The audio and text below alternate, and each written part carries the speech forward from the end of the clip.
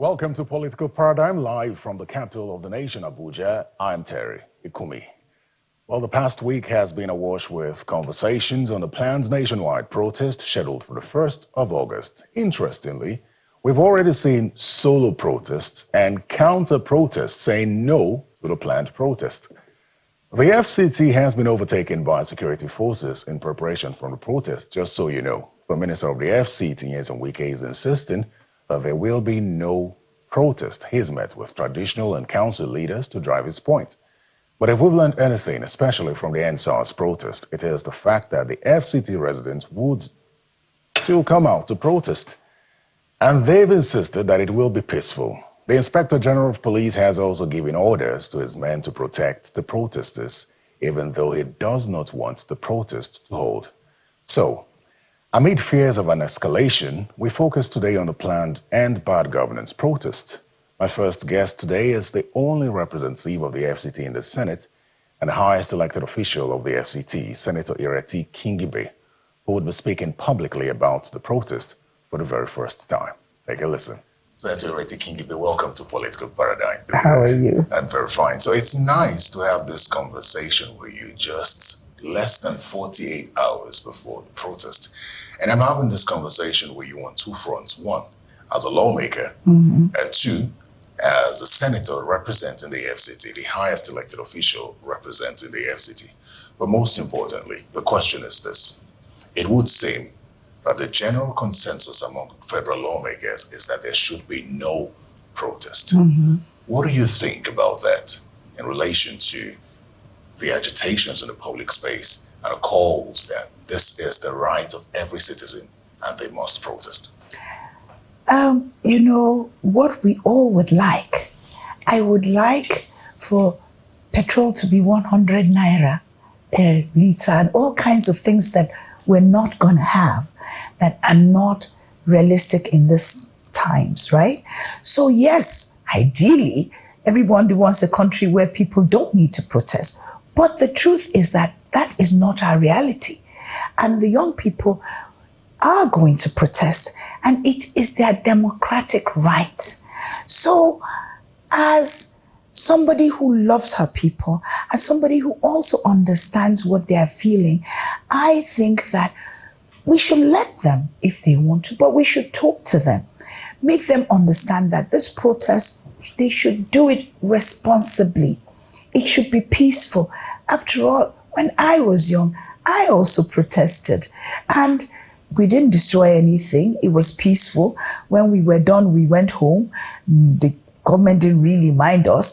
And I also think that if, as government, we understand that, okay, the young people need to vent, and therefore own it, talk to them, control it to some extent, that's all that needs to happen. Then they'll vent, they'll say what they have to say, and they'll go home. So I am talking to my people, most of them young enough to be my children, to say, yes, you want to protest, go ahead. Since obviously there's nothing I'm going to say that will make you not protest. Does it bother you that it would seem that the opposition and the majority and the National Assembly seem to be on the same page with regard to this protest?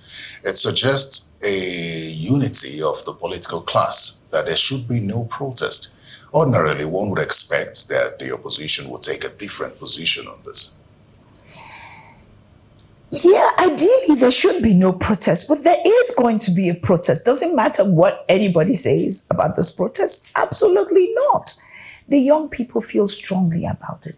I empathize. I can see all the things they feel. I can see how they're frustrated. So if a protest makes them feel that they have communicated their objections to us properly, then they should go ahead, protest, but do it peacefully and responsibly. And also, the security services, I also want them to remember that these people protesting are our children, and therefore should be treated the same way we treat our children. When they're doing something we don't want them to do, we don't kill them, we don't destroy them, we just tolerate it till that bout is over. And that's what I think should be the attitude. Do you fault the response of the federal government and of governments generally, because even state governors don't want this to happen? Do you fault their responses to these calls for protests? No, that's their opinion. Mine is different. The way they've reacted, a lot of them have threatened, a lot of them have insisted that there will be no protest. That's against what the Constitution says with regard to the right of citizens. Do you think they should have responded better? Because it would seem that their responses have further fueled the anger. Which is exactly, I'm sure you have children, Terry. I have learned, and my father told me the same thing. Anytime you insist that your child must not do something, that's when he's determined to do it. The insistence and I think also, had we been more casual, government, because I am part of government, had we been more casual about our response to the protest, they wouldn't be so hell-bent on it must take place.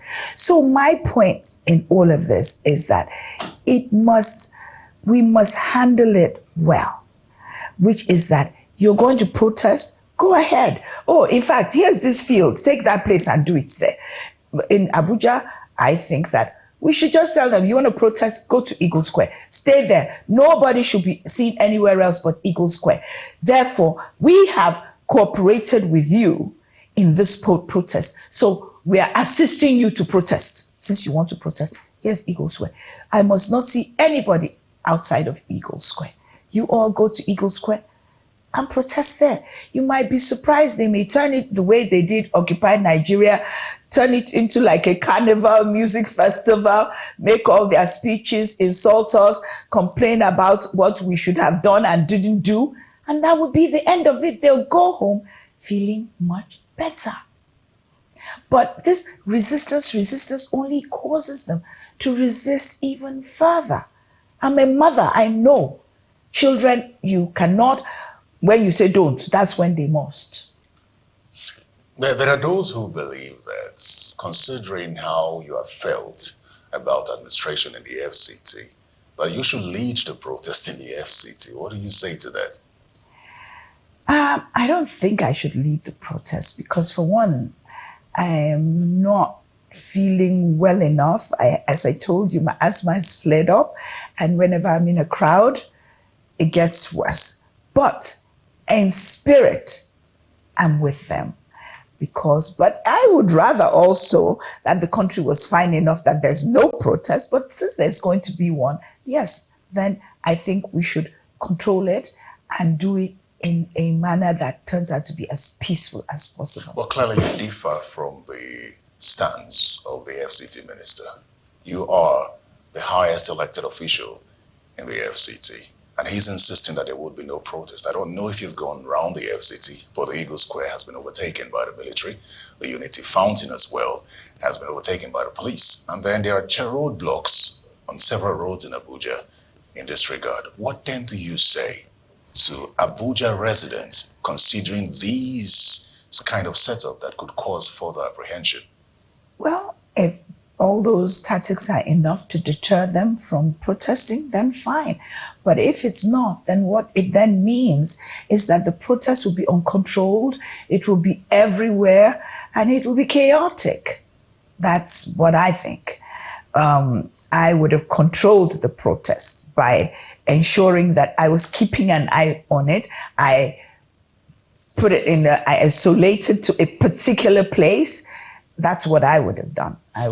One of the things you've always emphasized with regard to the FCT is that the developmental strides so far, which have been commended by some people, does not directly impact on the people. So it would seem that despite what's happening, these developmental strides, the people of the FCT are insisting that they will protest because things are difficult. Does this buttress your point?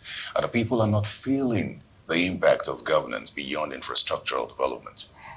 Well, as I said, I do, and I reiterate, I commend the Honorable Minister for finishing the projects, for doing that the other ministers started, for completing a lot of them. Of course, I differ in some of the ways that they could have been done, but the truth of the matter is that from having been in politics in this place for the last 20 years, most of it has been in the center.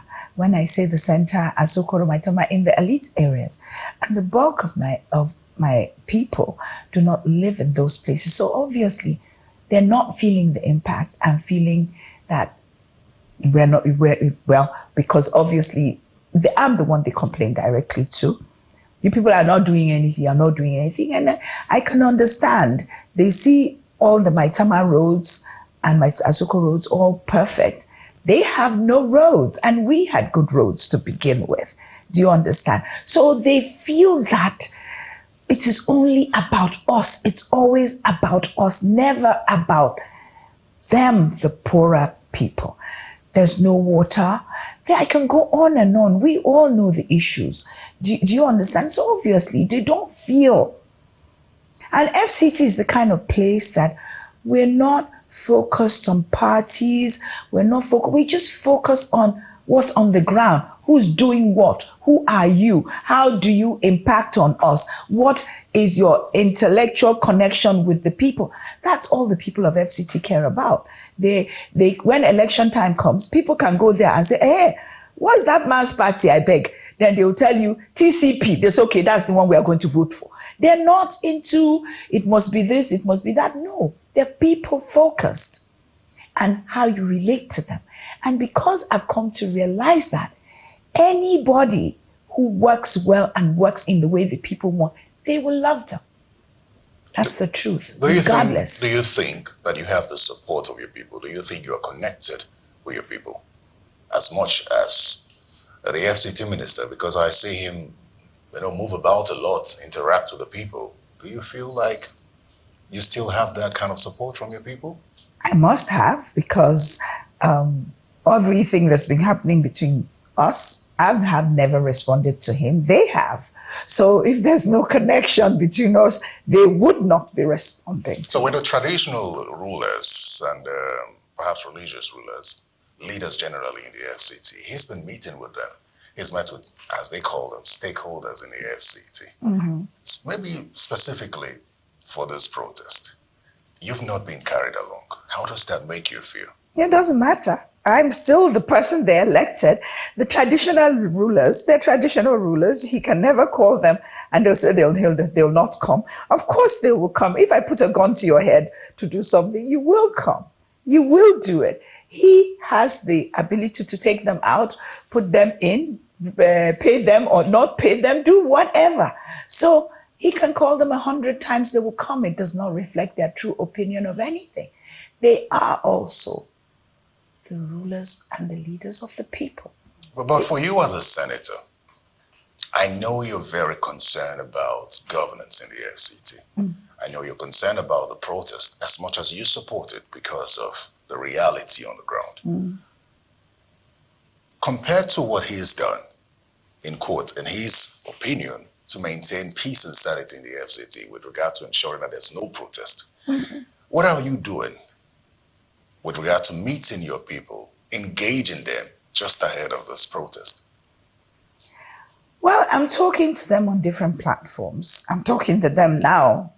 In fact, that's the main reason I accepted to do your interview, so that my people will know that please, please, please, I know you feel strongly about this protest. If you must protest, please be responsible. Please be peaceful. So if his way can stop the protest without bloodshed, without fight, then kudos to him. So I'm going to ask you a question just before we leave this issue of the protest for a while.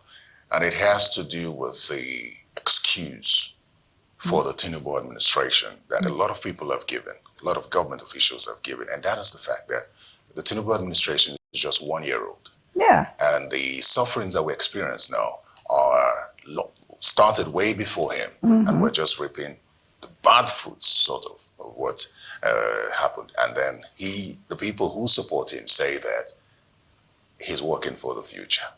Does this make sense to you? Well, sometimes, it makes a little sense to me. The only difference is that, you see, a patriot and a nationalist, Tinubu is the president, of Nigeria. And it is in all our best interest that his government should be successful. Do you understand? So there's no person who loves the country, forget about my personal knowledge and relationship with him, who would want his government not to work. But the truth is that it's like I've taken you to the doctor. I'm giving you the injection, you're screaming. And then I tell you, there's a difference between me and telling you, sorry, you know, to make you well, you'll soon be better, as opposed to me ignoring you or telling you, shut up, Jare, you understand? How you react to both, I'm still giving you the injection. So yes, some of the policies would pay off in the long term, but that does not belittle the fact that they are feeling the pain now and they need constant explanations and encouragement as we go along. That, oh, I know this is, you are feeling this, so I know, rather than pretend that you're not feeling anything. You are feeling it. But I have to do this for you, for the country to heal. All these things did not start with this government. And truly, I also say to anybody who says, madam, you haven't passed 100 laws. You haven't done. I said, yes, I've only been here a year. Same thing. He has only been here a year. And we need to give more time to see whether the policies will work or not. But that does not change the fact that the people are screaming, oh, it's paining me, it's paining me. So, okay, if it's paining you, if you're shouting will make you feel better, please feel free. That would be my attitude. I would engage the people more, not in a confrontational manner, but in a appeasing manner. The way, which is what I would do if I have to give you an injection or I have to take a split out of your hand and you're yelling, no vex, you know it has to hurt in the beginning, please. And that's what I would do, truthfully. And that should be the people, like I would tell the young people, this is your only country. You can't destroy it. You have nowhere else to go. So yes, if you want to scream from time to time, go ahead. As long as you're not destructive about it, there's no issue here. You know, you talk about the president working, and I'm wondering, are you able to work? Are you able to carry out your responsibilities under this tense atmosphere in the FCT? Well, I'm a lawmaker, but the difference between me and other lawmakers is I'm the highest elected official. So the people don't just put me in the niche of just a legislator. They put me as the person that, oh, my landlord is harassing me, Senator. You go and talk to him. Everything that bothers them, they come to me. Even when it's not something that I can solve, they expect me to be the interface. So obviously that's an issue, okay, because it's been difficult to interface. But like former ministers like Bala Mohammed and a few of them have said, oh, the people object to this 3K. Okay, no problem. I will solve the 3K. End of matter. We all continue peacefully until the next time they're yelling. Okay, let me give you an example now. The Public Complaints Commissioner for the Federal Capital Territory. We don't know who he is. We don't know who nominated him. The nomination is supposed to come from the members of the National Assembly. None of us did. We've never heard of him. The people object vehemently. Now, every state gets a public complaints official that comes from within them that they know.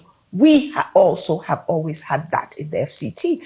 This time, I was like, who is he? The House of Rep guy was like, who is he? Everybody, who is he? I said, I have no clue. Later, somebody said, Madam, aren't you paying attention? He's just the last deputy governor of Kogi State. I said, they can't come and give him FCT's public. It's not just a position on paper. The last public complaints commissioner, which I'm hoping for peace, he just don't want tenure. We can just put him back. He was active because he knew the people. We knew him. Everybody had access to him. So he was active and viable. And that's the problem. You can't bring people from outside. People live here, almost 5 million people. live in this place. So their needs cannot be disregarded. Now, I know that they have all been gearing up for a fight over this Public Complaints Commissioner matter. The only thing, even I and the other House of Rep members were all gearing up for a fight. The only reason that's doused it a little bit is we don't want to add fuel to fire inside this protest. So we've just ignored it, like, okay, let's see where this goes. When we solve this problem, then we can move on to the other one. But we feel passionately about it. We are vehemently opposed to it. So clearly you are unable to carry out your responsibilities because of the atmosphere. And I say that because of what transpired in the Senate. I remember when you raised the Karo Market issue, and it was practically shut down. It wasn't. At the end of the day, it did pass. The Senate is working on it. Okay. Maybe there was right. I mean, the initial reaction. Well, he said my motion was faulty. Maybe it was. I'm a new legislator, but the idea is that this is what should happen. And at the end of the day, that is what is happening. The Senate has asked, and even the committee is working on it. So once all's well that ends well, we got what we wanted. You know, I wonder if you're enjoying your time in the Senate, especially with what seems like the Senate President taking sides with the FCT Minister. I also recall that prompted a closed-door session. I'm not going to ask you the details of that closed-door session because I understand. Closed-door sessions are meant to be closed doors. Exactly. But I will ask you this. Did you come out of that session satisfied that things would likely change? Yes, I did. I did. So from then at least in the Senate. I came, yes, that things are going to be very positive, that things have changed, and from now on, there'll be a difference. I came out of that session feeling that way, yes. How about things changing in the FCT? Well, I have no control about that. So we'll see what happens. And in fairness, the Honorable Minister has been away. I gather that maybe a member of his family is not well. I wish her a speedy recovery, and whatever the issues are, may God resolve it positively for him. So he only just returned, and he returned to this protest or no protest. So give him a little time. Let's see what happens. Have you been able to reach him? I know he doesn't want to reach out to you, as you've always said, but have you been able to reach him? No, why would I reach out to him? There's no need for me to reach out to him. His opinions about me were clear in the last statement he made about me, so there's no need for that. No, well, I think it's politics between both of you. I don't know if you see it as that, but he's already tilted in that direction. I don't know if you are aware. I think you are, because you came in and disrupted the status quo. You and the Labour Party came in and disrupted the status quo in the FCT. The FCT has always been a PDP state. Do you think that this is a move to depopularize you and the Labour Party just ahead of the elections? Because he's already said it clearly, that come next election, no chance for you. Correction. The PDP, the FCT has not always been. There are times when APCs won every local government. There are times when AMPP senator was elected. FCT is not like that. So it was clear to anybody that things were going to change regardless of the party. Do you understand what I'm saying? So anybody who understands FCT knows that it's one of those places and there have been many times ministers have been from one party, senator from another party. FCT is configured that way, and most ministers just come and just flow with it once elections are over. In the Senate, most of the time when they ask me, hey, what party is that man from? I'll think about it and say, I'm not sure. I just know minority and majority. That's all I know. Which side of the Senate does the person sit? But I can't really tell you that. And sometimes I'm not even sure where he sits because we interact so much. Now, once elections are over, for any office, parties should be, and party affiliation should be put down, and then governance takes over, regardless of what platform you were elected under. I spoke with Senator Bala Mohammed on this issue between you and the FCT Minister, just to get his opinion on it. And he said that there's no way that both of you wouldn't work together. He gave examples of when he was FCT Minister and how he had to pacify Senator Aduda and just try to create a relationship because it's very important for both to work together. With both of you not seeing eye to eye, I dare say that, what does that mean for the FCT residents? I object to both of us not seeing eye to eye. You tell me where you feel my behavior should change. I reach out to him. I understand the things that he can do for the people. I just want my people to be fine. That's all. It doesn't matter how they get to be fine. Do you understand what I'm saying? I've been here for so many years.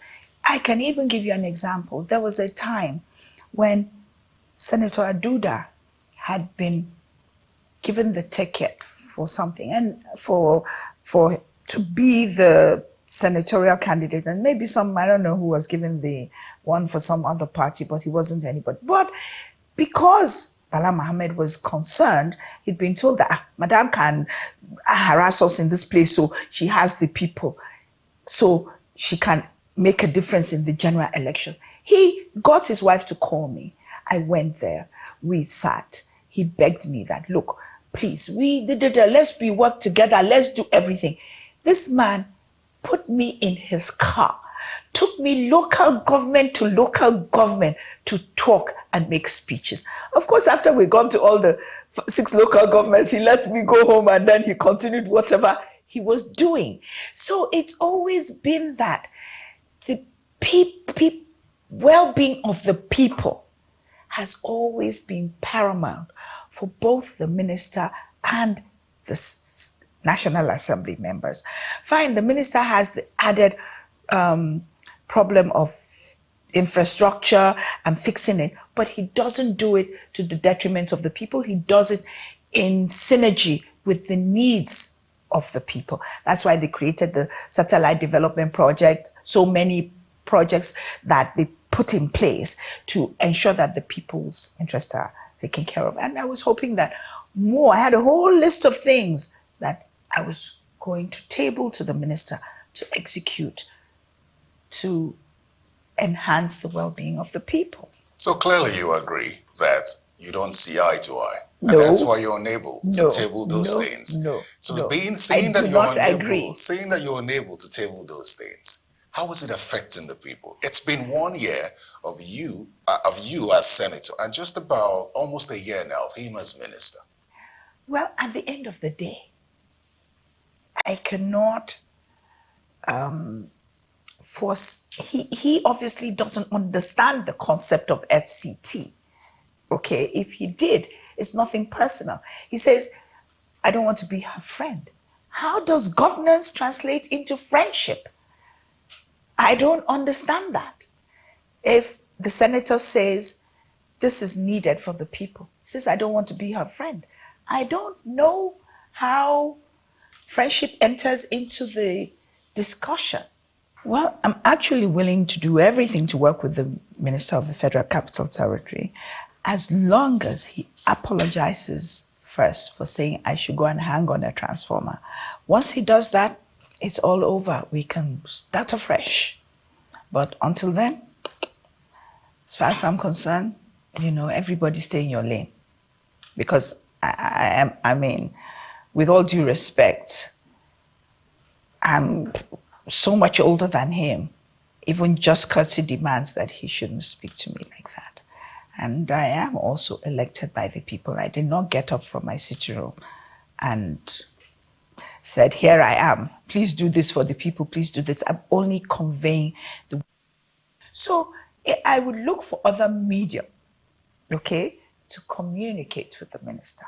That does not necessarily mean direct, since obviously he's expressed his disregard for the office of the senator, because he doesn't know me. I had never met him before he became minister. He's never seen me in his life. So obviously there's nothing personal. It's just the office he objects to. So looking for another medium to communicate to him is one thing. Looking for another medium to reach out to your people and help them in the way that they should be helped is another thing. because you need him to help execute some of the plans that you have. Let's put it this way. There are lots of ways in which I have been doing little things for my people. No, as an individual, it is No, completely different. No. What do you mean an individual? As a You have senator been, of the Federal Republic of Nigeria. you have been impactful, as you have said, on your people over the years. Before becoming a senator. Have you seen what I have done in the last 1 year? Senators have constituency projects. Senators so that was where I was going to. Have empowerment. He has no control over the things that come to me as a senator. And all the things I have done to date, if you look at my achievements, the things I said I've done with the people, all of them is as a senator and a legislator. It has nothing. Obviously, the people would get more done if we were working together. But as we're not, then they just have to manage what I can get from the National Assembly and the federal government, that what they give directly to senators to do for them. And all the things I have listed out were part of the constituency projects, and also the National Assembly can play a strong role. The FCT needs to have a lot of bylaws and bills. They are the state assembly, and you will see that in this coming year, the National Assembly will rise to its responsibilities as the state assembly of the FCT. They will do a lot more things. They'll pass laws that will make life easier for the people, and that has nothing to do with the minister. So let me ask you this question regarding... And you forget that the de facto governor is the president. It's not the minister. The minister just administers for him. So these laws and everything, when they take it, or things were taken to the president for FCT, because he wishes well for the people, he'll pass them. He has no objections to those things. I know. Oh, we've heard many call him the FCT governor, FCT 001. Anything you wish, that's fine. Well, let me ask you this question. You had mentioned the member of the House representing the FCT. Is he going through the same thing? Do you have a good working relationship with him? And what are you both doing to work for the people of the FCT? We do have I have a good relationship with both of them. We are working in synergy. We do feel the lack of synergy with the minister, but it doesn't stop us from doing a lot of things, because the people, we're the ones they speak to, and we try to get as much done for them. No, I have no issues with them. We're on the same page. The letter we wrote objecting to the Public Complaints Commissioner was one letter which I wrote on behalf of all of us, them, me, and the people of the Federal Capital Territory. So let's see what comes of everything. At least I believe that when you raise an objection, then you wait and see how it's dealt with. It's only when nothing happens, then you can start making a fuss. We're almost rounding off this conversation now, but the politics of things must be touched on, especially considering what you are battling with in the FCT, and whether you like it or not, elections would come any moment. The politicians will always tell you that once you win the first election, you start preparing for the next one. Your party is struggling at this moment. Internal crises are quite normal with political parties, but for a new party like the Labour Party that came up and suddenly gathered so much attention to be going through this, many fear that in the coming elections, that the Labour Party would not be as strong as it was in the past elections. Are you worried about the state of things in your party as it is right now? Well, in the party, yes, generally, but in the FCT, no, because as I said, in the FCT, the people of the FCT vote for people, they don't vote for parties. So it's not a major issue for me in the FCT, but it is a pity. Yes, we are having issues, and I'm hoping that those issues, elections are 2027, we have a lot of time to resolve anything that's going on. So, you're confident that just ahead of the elections, things will sort themselves out? Maybe even soon. I don't know. I'm not focused. I'm sorry. I'm one of those people who feel that 2027 is a long way away. Only God has the future in his hands. Who knows who's going to be alive in 2027? I'm more concerned of what's happening between now and 2027. I'm sorry, I'm not paying attention to 2027. So 2027, how do you know that I want to run again? How do you know anything? So when that time comes, we will determine what's to happen. But now, I'm a now person. Or just before we go, I'd like you to use this moment to reflect on the government so far, and perhaps what you expect in the next 3 years of this administration. Well, what do I expect? For Nigeria to get better and to improve, for the policies to start yielding fruit, for us to rise to the occasion of being the giant of Africa. And that means a lot of things. For one thing, the president is a gender-friendly president. His wife is most certainly focused on gender.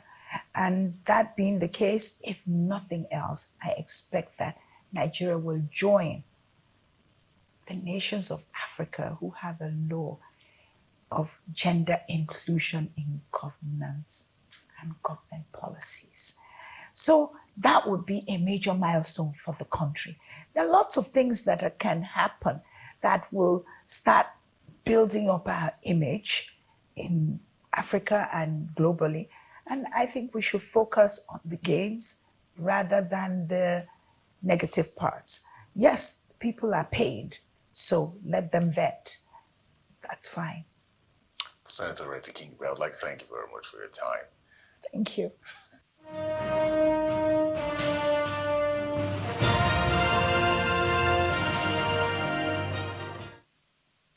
Well, that was Senator Reti Kingibe, who represents the FCT in the 10th Senate. Hopefully she gets her apology from Mr. Wike and they can both work together to drive development beyond infrastructure in the FCT. So from one opposition lawmaker to another, interestingly, both sharing opposing views on the upcoming protest. Honorable Leke Abejide represents Yagba East, Yagba West, Mukpamoro Federal Constituency in the House of Representatives and has distanced himself from the stance of his national chairman, Ralph Wonsu, who supports the protests. Well, the African Democratic Congress has cautioned the president to stop the movement of money and deployment of security apparatus across the country to stop the proposed hunger protest as scheduled for the 1st of August. Now, the national chairman of the party, Dr. Ralph Wonsu, who expressed disappointment over government's plan to stop the strike, demanded to know why the president is scared of a nationwide protest amid terrible economic difficulties in the country.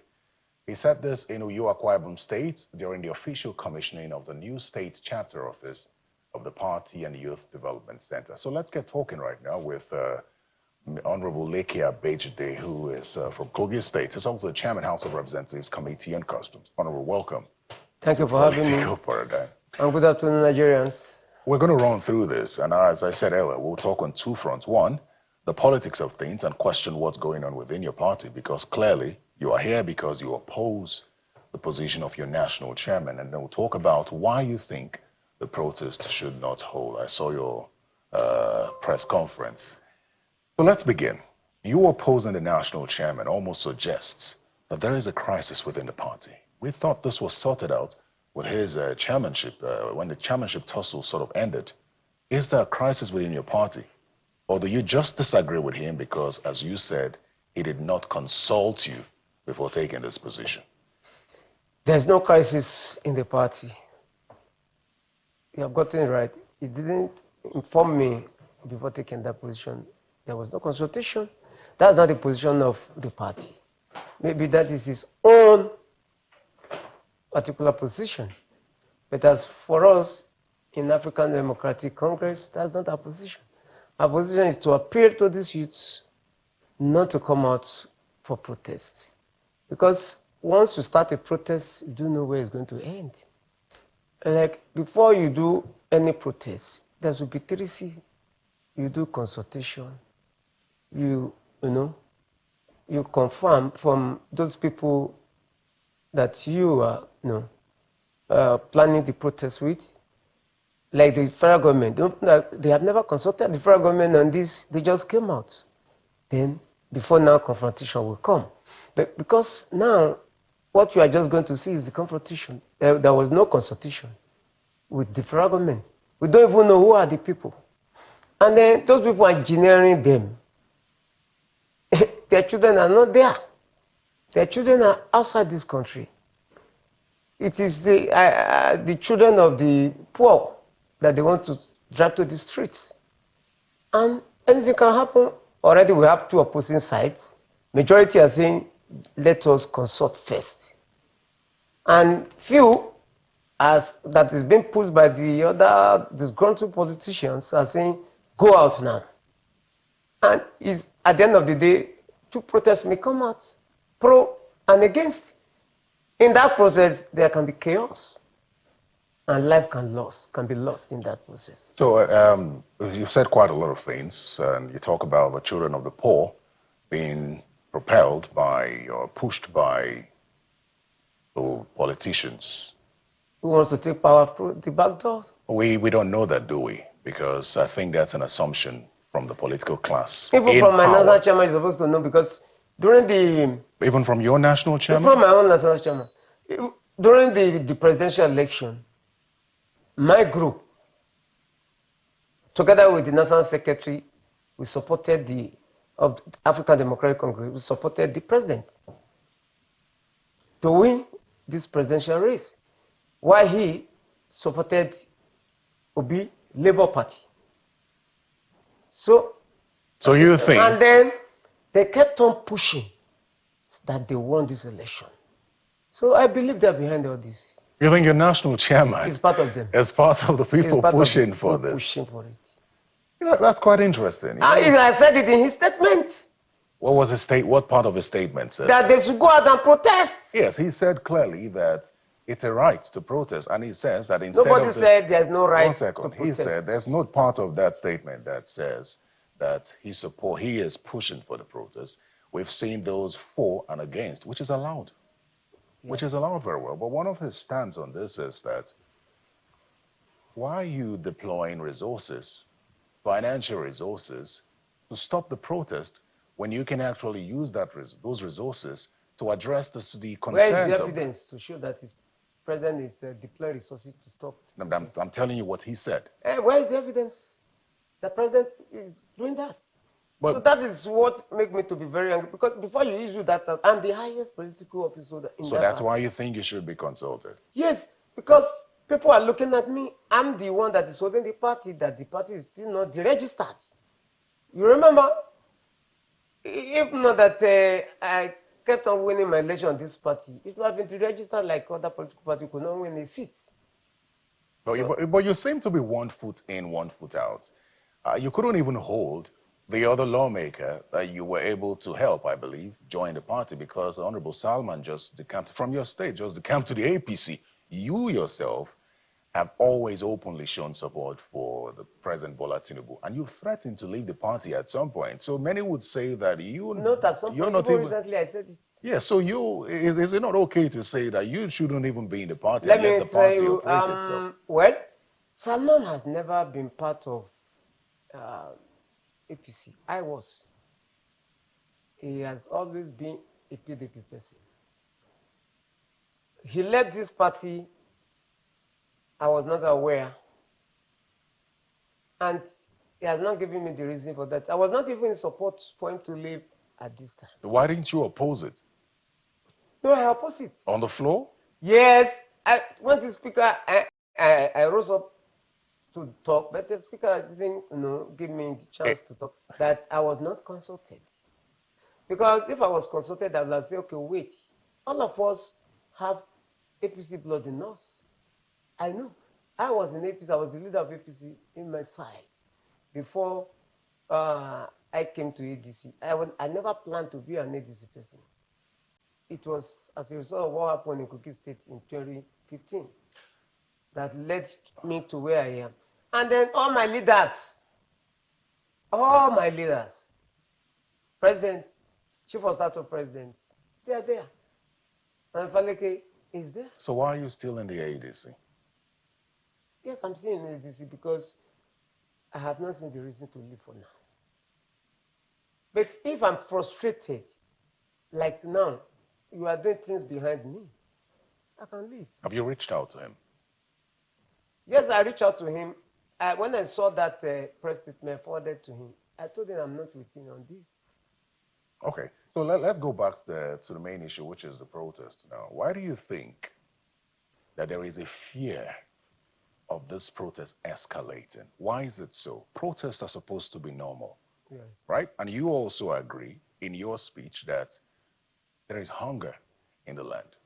So even though you call for patience from the people, you agree that protests are provided for in the Constitution. Yes. And people are hungry. So why is there a fear of escalation? Because once bitten, twice shy. And SARS protest. And some protest. It started very peaceful. I just told you there are enemies within that are watching to catch in on any small opportunity to show their grievances against this government.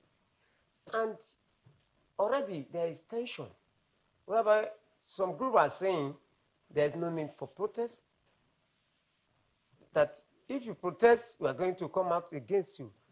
You already know there's potential danger. And any attempt for these people to come out, the evil people will hide under them and unleash terror. Let me tell you something that Segun Shonmi of the PDP said. He was on Politics Today last night. He said that under the PDP, protests went okay, normally. Under the APC, since the Buhari administration, and considering the fears now, why do protests have to go south? Why do you think that is so? Does it mean that the handling of protests within the APC is poor? That why must the protest goes to south? Why does it go bad? Why does it escalate? Why do we have infiltrations into peaceful protests? Because organizers of the protest have said, we want a peaceful protest. Adegborua has written, even you said that you're not holding the protesters responsible for a possible escalation. You're saying it could be infiltrated. Yeah. Are you saying that the government, the security agencies cannot handle a protest and protect the protesters against infiltration? That is when you know the enemies. What if they are in their midst? How will you identify the genuine from the fake? We don't know who is out for genuine protest. So genuine protest is not a problem. So that's why the question is, according to what Segun Shonmi had said, under the PDP, peaceful protests, no escalation. Under the APC, escalation. An upcoming protest now, and there are fears of escalation. What is going on? Well, you cannot say that all the protests throughout the PDP, there was no escalation. Give examples then. In Kano State, we had so many peaceful protests that escalated into riots, that houses were burned, people were killed. In year 2000. In year 2000, I was there. Also in Kaduna, it happened the same way. Well, I don't think that's a national protest. But no, not national protest, but people will be protesting. I remember when they brought Sharia. Sharia people were protesting that peaceful protest that they don't want it.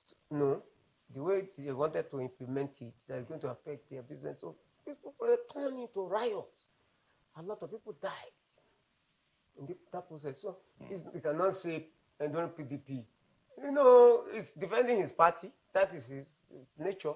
But me now, I'm telling you that from what we are looking at, from what happened in NSAS protest, if they try this one now and they come out tomorrow or on the 1st of August, and then they are moving around everywhere, you see that the evil people will infiltrate them and then cause chaos. The IGP had also told his men to protect the protesters, even though he does not support the protests. But if I were to ask you a direct question, I know that you had stated reasons, economic reasons why there should be no protest, but it doesn't take away the fact that those are long-term measures by the administration. The concerns as to Then, but there's a short time too. what is the short-term measure? Now the federal government, people are complaining of hunger. They are now giving 150 days window to import food temporarily, so that the prices of food items can be crushed.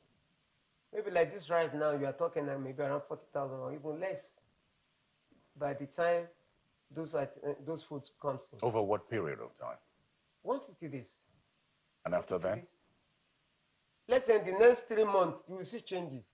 And I said it in that my press conference that farmers will complain because prices of food items will crash down. Maybe like less than, maybe like 60% off. I know that you're not a member of the APC, even though you're with them in spirit and you're in solidarity with them, but do you agree with those who say that the president's reaction should have perhaps been an address to those calling for protests instead of what seems like a militarization of the entire process? Addressed by the president? Yes. Do you think the president should have taken a different approach? And even this approach they are taking now is bad. Government is talking, the Minister of Information threatening has been talking. as well. Huh? Government is threatening as well. It's threatening because if you want to destroy what I labored to get, I will not take it lightly with you. So you can go on and do your own peaceful protest, but in the event that you try to destroy what I'm trying to build, it will lead to a lot of problems. I will not take it for you if I'm the president too. So, and that's why we are appealing. I know some people now that are among them that are calling all their children they're in abroad. None of them, you cannot see them here. Where are your children? My children are here, they school here. My children are here. That's why people are surprised that even with my level, God has raised me up so many years ago, but I try to give them the background of Africa. I want them to learn our culture. That's why the schools, they are primary, they are secondary school here. Okay, so just as we're round of this conversation, I really would want to know from you where you belong, the National Assembly, the majority or the opposition. And you know why I'm asking the question, don't you? Yeah, I'm asking because, your solidarity with the APC is unfathomable, even though you are an opposition lawmaker. So where do you belong, the majority or the opposition? I belong to the majority. You belong to the majority, even though you're in opposition. Opposition is what you consider to be antagonizing government. Me, I see these policies that's going to yield results in future, even in the short term. So this is why that's why I belong to that. So that's why we don't see you in opposition gatherings, yes? Yes, I used to meet sometime with, if they call for a meeting, but my heart, my soul is with the president. Honorable Wike, I'd like to thank you very much for coming on Political Paradigm. I wish we had more time. But thank you very much. Thank you for having me, and God bless you. Thank you very much. Well, that's all the time we have on Political Paradigm today. Thank you very much. I'd like to remind you that you can catch this episode by watch it again by going to YouTube and searching Political Paradigm, or go to channelstv.com. I'm Terry Ikumi. Goodbye.